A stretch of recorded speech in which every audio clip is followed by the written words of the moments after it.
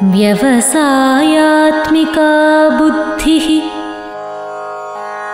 एकेह कुरु नन्दना व्यवसायात्मिका बुद्धिः एकेह कुरु नन्दना बहुशाखाह्यनन्ताश्च बुद्धयो अव्यवसायिना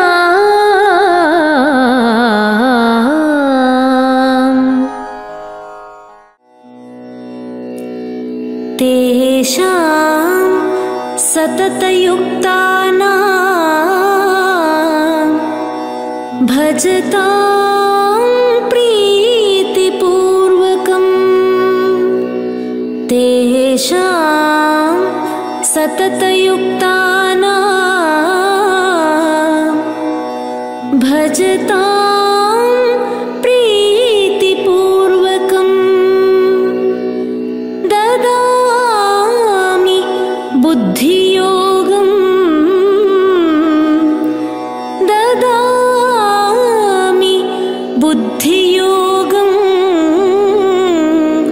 तं येन मामुपयान्ति ते।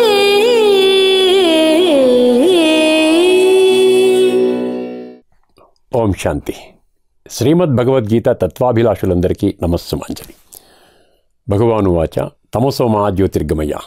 ఈ కార్యక్రమానికి పునః స్వాగతం, సుస్వాగతం. మనము ఈ ఎపిసోడ్స్ ద్వారా మీ అందరి దృష్టికి ఒక అత్యంత గుహ్య మరియు గంభీరమైన విషయాన్ని పదే పదే తీసుకుని వస్తున్నాం. ఏమిటండి అది? బ్రహ్మకుమారులు మరియు బ్రహ్మకుమారీలు అనబడే 145 దేశాలలో నివసిస్తున్న వివిధ కులాలకు, వర్ణాలకు, జాతులకు మరియు ధర్మాలకు చెందిన సుమారు 20 లక్షల మంది సోదర సోదరీమణులు భగవంతుడు చెప్పినట్లు చేయడము ద్వారా భగవంతుని ప్రాప్తి మరియు అనుభూతి పొందుతున్నారు. ఇన్ని లక్షల మంది ఒకే బలము, ఒకే విశ్వాసము, ఒకే లక్ష్యము మరియు ఒకే గమ్యముతో 100కి 100 పాళ్ళు గీతలోని 574 భగవానువాచ శ్లోకాల మాధ్యమముగా భగవంతుడే స్వయముగా బహిర్గతము చేసిన సంపూర్ణ ఆధ్యాత్మిక జ్ఞానము అంటే కంప్లీట్ స్పిరిచువల్ నాలెడ్జ్ను 3వ అధ్యాయంలోని 21వ శ్లోకము మరియు అదే అధ్యాయంలోని 31వ శ్లోకము వెల్లడించిన విధముగా ఆచరణలోకి తీసుకొని వస్తూ వారి జీవితాలను సర్వాంగ సుందరంగా తీర్చిదిద్దుకుంటున్నారు.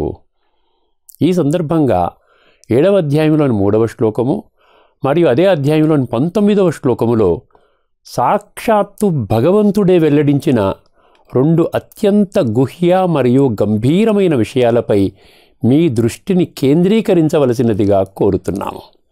7వ అధ్యాయం 3వ శ్లోకము.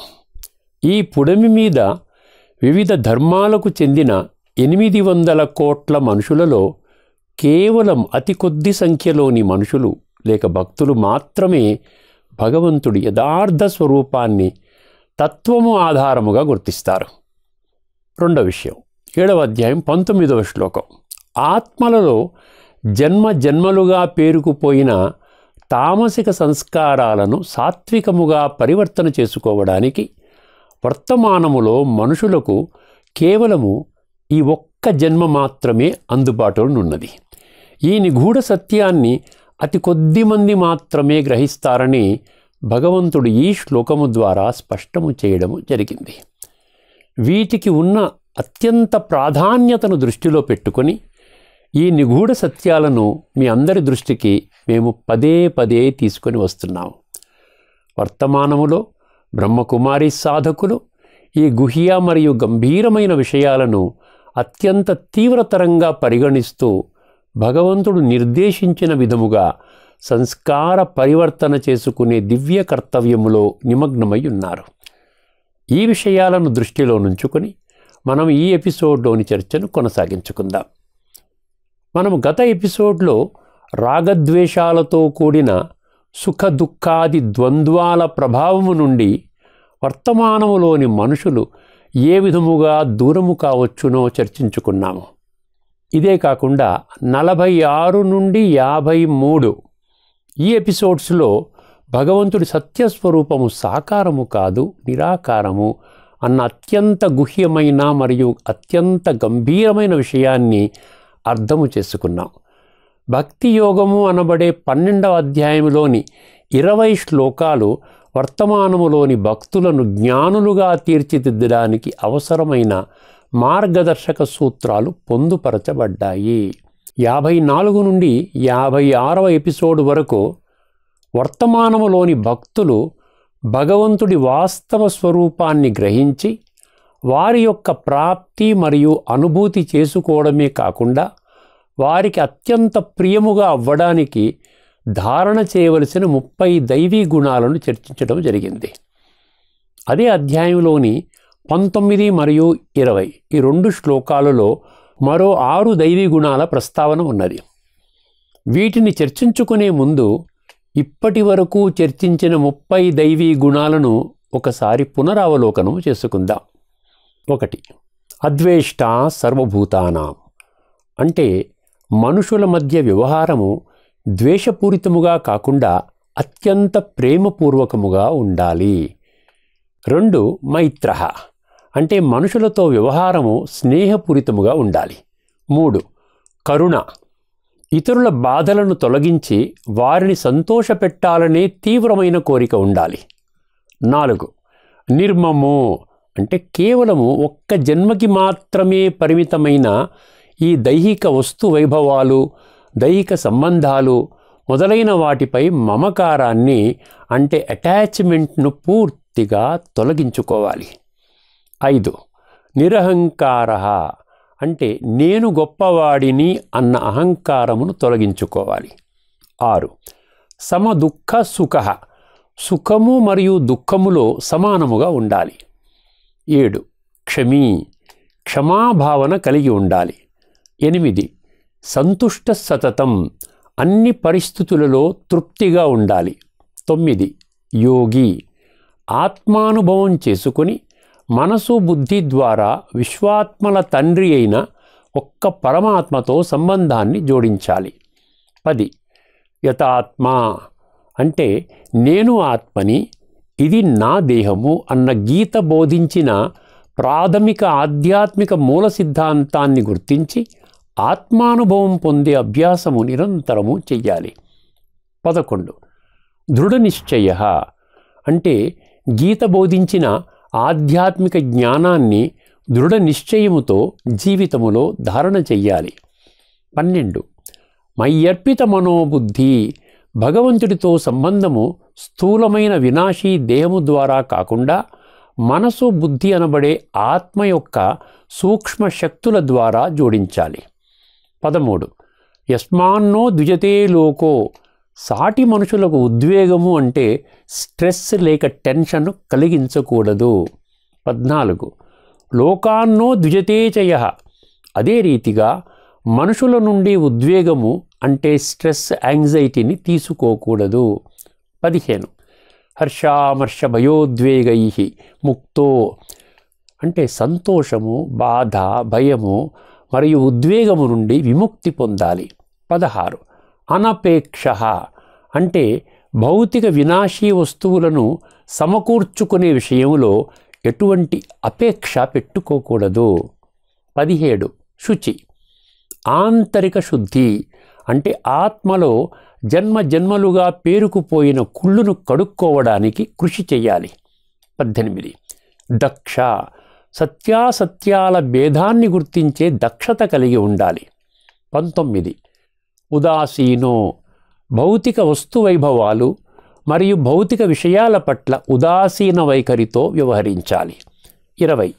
గతవ్యధ నిత్య జీవితములో నిర్వహించే కర్మల ద్వారా కలిగే బాధలు లేక కష్టాలను సహించాలి. 21. సర్వారంభ పరిత్యాగి నేను చేసే కర్మలకు నేను కర్తను కాను, భగవంతుడే నా ద్వారా చేయిస్తున్నాడు అన్న సత్యాన్ని గుర్తించి కర్తృత్వ భావనను విడిచిపెట్టాలి. 22. యోన హృష్యతి న ద్వేష్టి అంటే సఫలతను పొందినప్పుడు ఆనందించడము కానీ ఓటమికి నిరుత్సాహపడి దానికి కారణభూతులైన వ్యక్తులను ద్వేషించడము కానీ చేయకూడదు. 23 న శోచతి న కాంక్షతి, బాధలలో శోకించకూడదు మరియు వినాశీ భౌతిక సుఖాలను పొందాలనే కోరికలను త్యాగం చెయ్యాలి. 24 శుభాశుభ పరిత్యాగి, శుభము జరిగినప్పుడు పొంగిపోవడము కానీ అశుభము జరిగినప్పుడు కృంగిపోవడము కానీ చేయకూడదు. 25 సమః శత్రౌచ మిత్రేచ, శత్రువులను మిత్రులను సమభావంతో వ్యవహరించాలి. 26 మానాపమానయోః సమః, అంటే మానము అంటే గౌరవము మరియు అవమానము నందు సమానముగా ఉండాలి. 27 శీతోష్ణ, అంటే అనుకూల మరియు ప్రతికూల వాతావరణ పరిస్థితులలో సమాన స్థితిని అనుభవం చేయాలి. 28 సుఖదుఃఖేషు సమః, సుఖము మరియు దుఃఖములో సమానముగా ఉండాలి. 29 సంఘ వివర్జితః, అంటే భౌతికంగా వ్యక్తుల మధ్యలో జీవిస్తూ వస్తువైభవాలను అనుభవం చేస్తూ నిర్లిప్తంగా ఉండాలి. 30 ఇది ఆఖరి దైవీగుణము, తుల్య నిందాస్తుతి, అంటే నింద మరియు స్తుతి ఈ రెండు స్థితులలోనూ సమానముగా ఉండాలి. ఈ ఎపిసోడ్లో భగవంతుడికి అత్యంత ప్రియముగా అవ్వడానికి 12వ అధ్యాయంలోని 19వ శ్లోకములో ప్రస్తావించిన 4 దైవీ గుణాలు మరియు అదే అధ్యాయంలోని 20వ శ్లోకములో ప్రస్తావించబడిన 2 దైవీ గుణాలను చర్చించుకుందాం. ముందుగా 12వ అధ్యాయంలోని 19వ శ్లోకాన్ని విందాము. తుల్యనిందా స్తుతిర్మౌని సంతుష్టో येन केनचित्, తుల్యనిందా స్తుతిర్మౌని సంతుష్టో येन केनचित्, అనికేతః స్థిరమతిః అనికేతః స్థిరమతిః భక్తిమాన్ మే ప్రియో నరః, అనికేతః స్థిరమతిః భక్తిమాన్ మే ప్రియో నరః. ముందుగా ఆ శ్లోకాలలోని పదాల అర్థం తెలుసుకుందాం.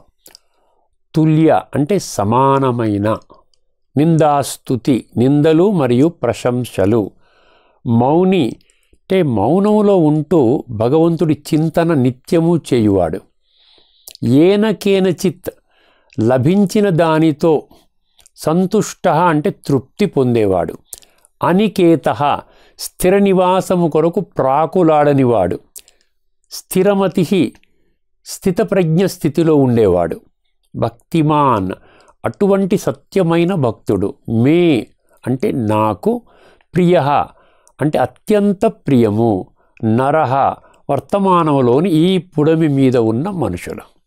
ఈ శ్లోకములో మొత్తం 5 దైవీ గుణాల ప్రస్తావన ఉన్నది. అందులో తుల్యనిందాస్థితి అనే గుణాన్ని మనము 56వ ఎపిసోడ్లో ఆఖరి గుణముగా చర్చించుకున్నాం. మిగతా 4 దైవీ గుణాలను ఈ ఎపిసోడ్లో చర్చించుకుందాము. మొదటి దైవీ గుణము మౌని, అంటే మౌనం యొక్క అభ్యాసము చేస్తూ నిరంతరము పరమాత్మ లేక భగవంతుని స్మృతితో పాటు వారి దివ్య గుణాలు, దివ్య శక్తులు, దివ్య కర్తవ్యాలను చింతన లేక మననము చేయడము. మౌనము మరియు మననము ఈ రెండింటి యొక్క అభ్యాసకులను యోగులు లేక మునులు అని అంటారు. దీని కొరకు ఆత్మానుభవం పొందడం తప్పనిసరి. అప్పుడే ఆత్మ యొక్క సూక్ష్మశక్తులైన మనసు మరియు బుద్ధి ద్వారా ఈ లక్షణాలను సులభముగా మరియు సహజంగా ధారణ చేయగలుగుతారు. 24 గంటలు 365 రోజులు నేను దేహము అనే భ్రాంతి లేక భ్రమలో జీవితాలను గడిపేవారికి ఈ దైవీ గుణాన్ని ధారణ చేయడం అత్యంత కష్టతరము. మౌనము అంటే అందరూ భావిస్తున్నట్లు నోరు మూసుకొని మాట్లాడకుండా కూర్చోవడం కాదు. ఇంగ్లీష్లో ఒక సేయింగ్ ఉన్నది, silence is not absence of sound but stillness of the mind. దీని అర్థం నిశ్శబ్దం అంటే శబ్ద ప్రపంచం నుండి దూరముగా ఉండడము కాదు, అది మనస్సు యొక్క నిశ్చల స్థితికి సూచకము. గీతని ఆధ్యాత్మిక కోణములో తత్వము ఆధారముగా అర్థము చేసుకున్నప్పుడే ప్రతి మనిషి తన మూల స్వరూపములో ఒక అవినాశి ఆత్మ అని, మరియు ఆ ఆత్మయే ఈ స్థూల వినాశీ దేహానికి యజమాని అని గ్రహించగలుగుతారు. అప్పుడే మౌనం యొక్క విశిష్టత స్పష్టమవుతుంది. ఇది మేము పదే పదే మీ అందరి దృష్టికి తీసుకుని వస్తున్నట్లు గీత బోధిస్తున్న ప్రాథమిక ఆధ్యాత్మిక మూల సిద్ధాంతము. ఆత్మానుభవం ద్వారా మౌనము అన్న దైవీ గుణాన్ని ధారణ చేసే భక్తులకు 2 ఖచ్చితమైన లాభాలు. మొదటి లాభము, జీవితంలో ఎదురయ్యే ఎటువంటి క్లిష్ట సమస్యనైనా సులభముగా పరిష్కరించుకోగలుగుతారు. రెండవ లాభము, ఆత్మలో జన్మలుగా పేరుకుపోయిన తామసిక సంస్కారాలను సాత్వికముగా పరివర్తన చేసుకొని రాబోయే సత్యయుగములో శ్రేష్ఠ జన్మలు ప్రాప్తి చేసుకోవడానికి తగిన అర్హతను పొందుతారు.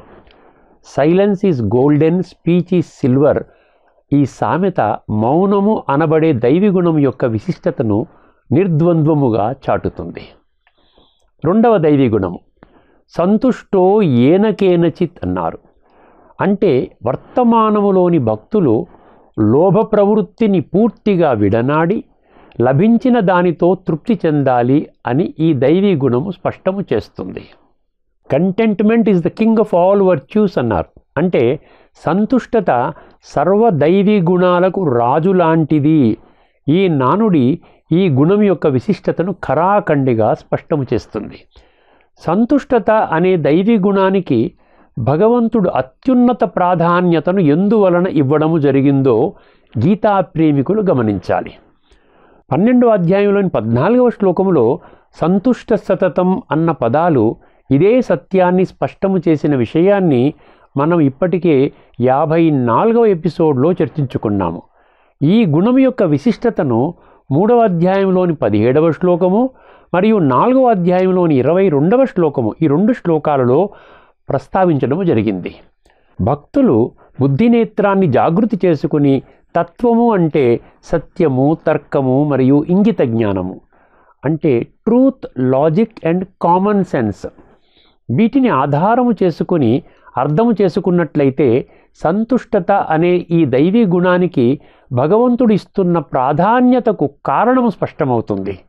సంతుష్టత అనే గుణాన్ని ధారణ చేయడము అంత సులభమైన విషయము కాదు. మనుషులకు ఈ భౌతిక ప్రపంచములో లభించే ప్రాప్తుల కంటే భగవంతుడి ద్వారా లభించే ప్రాప్తులు ఎన్నో రెట్లు అధికంగా ఉన్నప్పుడే సంతుష్టత అనే దైవీ గుణాన్ని ధారణ చేయగలుగుతారు.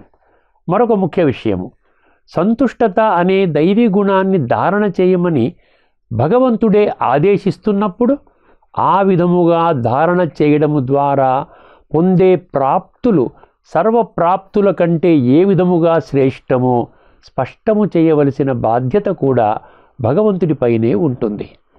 మనం ఇప్పటి వరకు చర్చించిన కొన్ని గుహ్య మరియు గంభీరమైన విషయాలను పరిశీలించినట్లయితే భగవంతుడి ద్వారా భక్తులు పొందే ప్రాప్తులు ఏ విధముగా సర్వశ్రేష్టమో స్పష్టమవుతాయి. వర్తమానములోని తత్వాభిలాషులైన భక్తులు వీటిని అత్యంత తీవ్రమైన విషయముగా పరిగణించవలసి ఉంటుంది.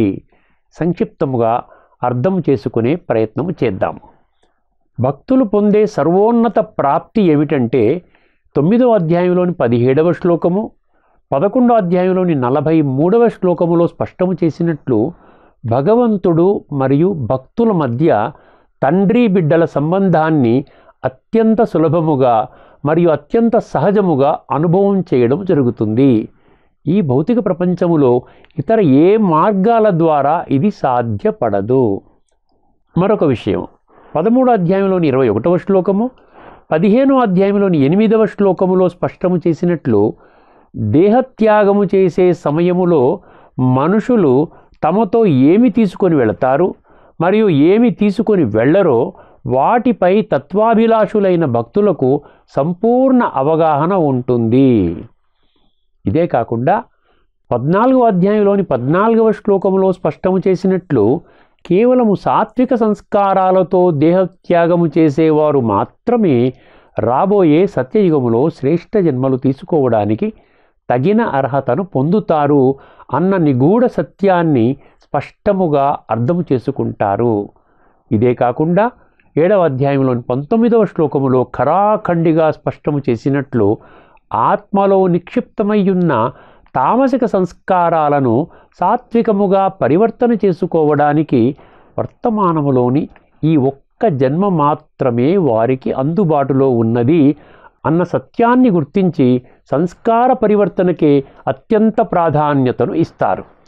కేవలము ఒక్క జన్మకి మాత్రమే పరిమితము కాబడే ధన సంపత్తి, వస్తు వైభవాలు, పేరు ప్రతిష్టలు మొదలగు వాటిపై మమకారము వారి నుండి సహజంగానే తొలగిపోతుంది. 7వ అధ్యాయంలోని 3వ శ్లోకములో ప్రకటించినట్లు భగవంతుడి సత్యస్వరూపాన్ని అర్థము చేసుకొని భగవంతుడి ప్రాప్తి మరియు అనుభూతి పొందిన అతి కొద్ది సంఖ్యలోని భక్తులు మాత్రమే భగవంతుడు నిర్దేశించిన మార్గములో ప్రయాణము చేస్తారు. వారికి మాత్రమే సంతుష్టత అన్న దైవీ గుణము జీవితములో ధారణ చేయడము అత్యంత సులభము మరియు అత్యంత సహజము.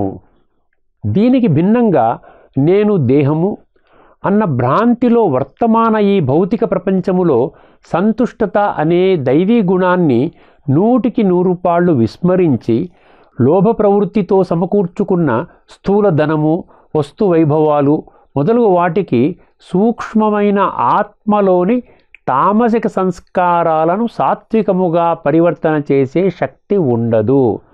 లోభము నరకానికి ద్వారము అని 16వ అధ్యాయంలోని 21వ శ్లోకము ఘంటాపదంగా స్పష్టము చేసిన సత్యాన్ని ఇప్పటికే మీ దృష్టికి తీసుకొని రావడం జరిగింది. 3వ దైవీ గుణము అనికేతః అంటే స్థిర నివాస స్థానము ఏర్పాటుకు ప్రాకులాడకపోవడము. వర్తమానములోని మనుషులు స్వంత ఇంటిని ఏర్పాటు చేసుకోవడం వారి జీవిత లక్ష్యముగా భావిస్తూ దాని కొరకు అవసరమైన ధన సేకరణ, స్థల సేకరణ మొదలగు వాటి కొరకు పరిపరి విధాలా తపిస్తూ వర్తమాన అత్యంత క్లిష్ట సమయాన్ని వినియోగిస్తుండడం మనము చూస్తుంటాం. ఈ సందర్భంగా గీత 7వ అధ్యాయంలోని 19వ శ్లోకములో వర్తమాన సమయము ఈ సృష్టి లేక కల్పము మొత్తం మీద అత్యంత కీలకమైనది అని ఖరాఖండిగా స్పష్టము చేస్తుంది.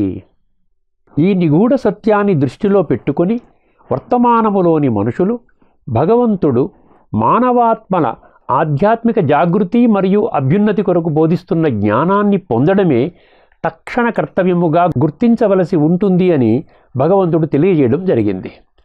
ఆత్మలలో జన్మ జన్మలుగా పేరుకుపోయిన తామసిక సంస్కారాలను సాత్వికముగా పరివర్తన చేసుకోవడము, తద్వారా రాబోయే సత్యయుగములో శ్రేష్టమైన జీవితం పొందడానికి మాత్రమే వారి సమయము, సంకల్పాలు మరియు శక్తులను వినియోగించాలి.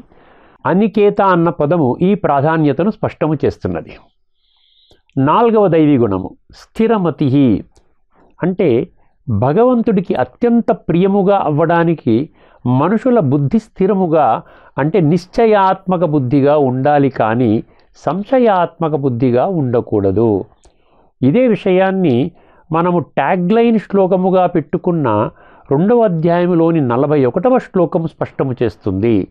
అదే విధముగా స్థితప్రజ్ఞత అంటే ఏమిటి మరియు స్థితప్రజ్ఞుడి లక్షణాలు ఎలా ఉంటాయి అన్న స్పష్టత మనకు గీతలోని 2వ అధ్యాయంలోని 54వ శ్లోకము నుండి 72వ శ్లోకం వరకు అంటే మొత్తం 19 శ్లోకాలలో స్పష్టము చేయడం జరిగింది. ఈ శ్లోకాలు వెల్లడి చేసిన తత్వాన్ని మనము రాబోయే ఎపిసోడ్స్లో చర్చించుకుందాము. ఇప్పుడు ఈ శ్లోకములోని తత్వాన్ని అర్థం చేసుకునే ప్రయత్నం చేద్దాం. భగవానువాచ నిందాస్తుతులకు చలింపనివాడు, మననశీలుడు, శరీర నిర్వహణకై లభించిన దానితో సంతృప్తి చెందేవాడు, స్థిర నివాస స్థానము యందు మమతాసక్తులు లేనివాడు మరియు స్థితప్రజ్ఞుడైన భక్తుడు నాకు అత్యంత ప్రియము. ఇప్పుడు 12వ అధ్యాయంలోని 20వ శ్లోకములో మరో 2 దైవీ గుణాల ప్రస్తావన ఉన్నది. వాటిని చర్చించే ముందు ఆ శ్లోకాన్ని విందాం. ये तु धर्म्यामृतमिदं यथोक्तं पर्युपासते ये तु धर्म्यामृतमिदं यथोक्तं पर्युपासते श्रद्धाधाना मत्परमा भक्तास्तेतीव मे प्रियाः श्रद्धाधाना मत्परमा भक्तास्तेतीव मे प्रियाः।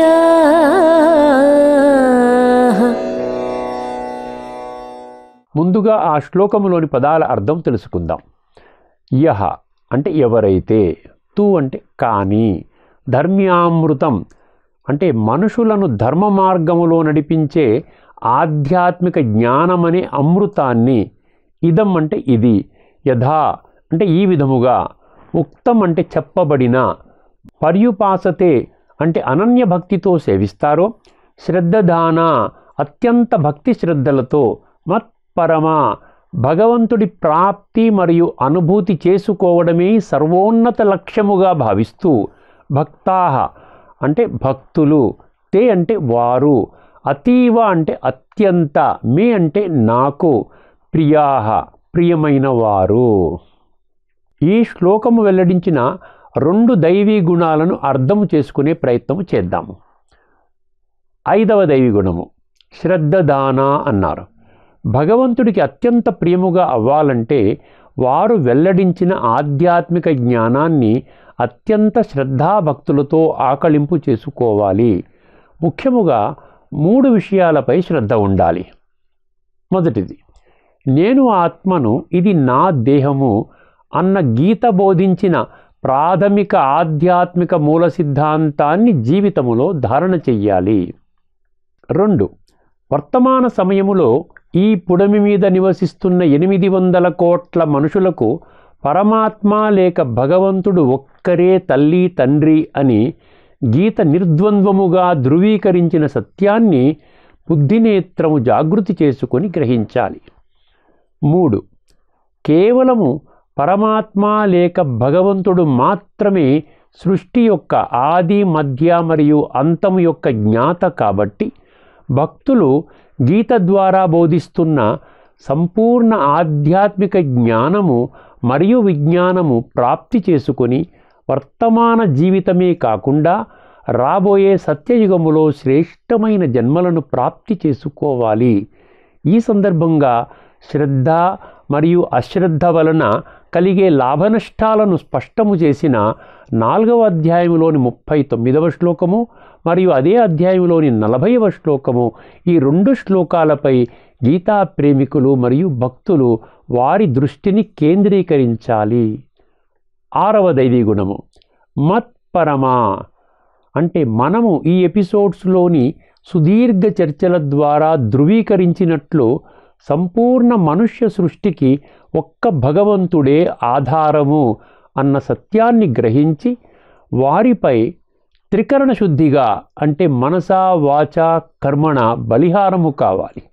వారిని ప్రాప్తి మరియు అనుభూతి చేసుకోవడమే జీవిత లక్ష్యముగా పెట్టుకోవాలి. మత్పరమా అన్న పదము ఈ నిగూఢ సత్యాన్నే మరొకమారు స్పష్టము చేస్తుంది. 11వ అధ్యాయంలోని 55వ శ్లోకములో కూడా మత్పరమో అన్న శబ్దము యొక్క ప్రాముఖ్యతను తెలియచేయడము జరిగింది. ఈ ఎపిసోడ్లోని చర్చను ముగించే ముందు ఈ శ్లోకము వెల్లడి చేసిన లోతైన తత్వాన్ని అర్థము చేసుకునే ప్రయత్నము చేద్దాము. ఈ సృష్టిలోని కలియుగం యొక్క అంతిమ గడియలలో భగవంతుడి దివ్య అలౌకిక అవతరణ కేవలము ధర్మస్థాపనా కర్తవ్యాన్ని నిర్వహించడానికి మాత్రమే జరిగింది. దాని కొరకు వారు సంపూర్ణ ఆధ్యాత్మిక జ్ఞానము మరియు ఆ జ్ఞానాన్ని జీవితములో ధారణ చేయించే విజ్ఞానము అంటే complete spiritual knowledge and complete spiritual wisdom, ఈ అమృతాన్ని వర్తమానములోని భక్తులందరికీ త్రాగిస్తున్నారు.